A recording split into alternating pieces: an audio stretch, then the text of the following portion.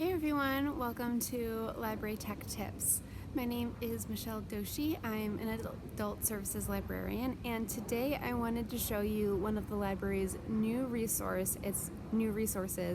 It's called Consumer Health Complete.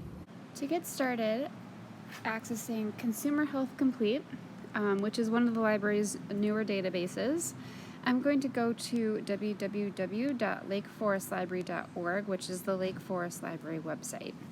And then under Research and Learn, in this middle column, I'm going to click Health and Science.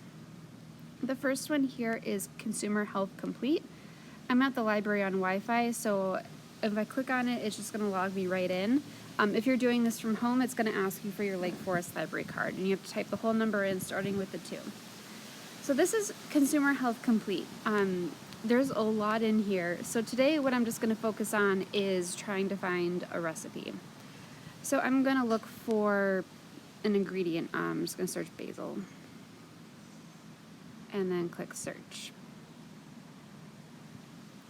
So to get it to look like an actual magazine that we're looking for, I need to click on PDF full text, and I'm actually going to uncheck full text.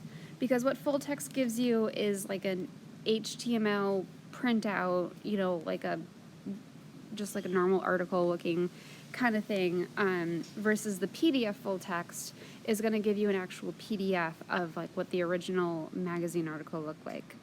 And we've got, right now our results are from 2004 to 2022. If I want it to be more recent, I can just like delete this and I could type in like 2018 or something and click on go, and then my results will be more recent. So it looks like there is a couple articles here.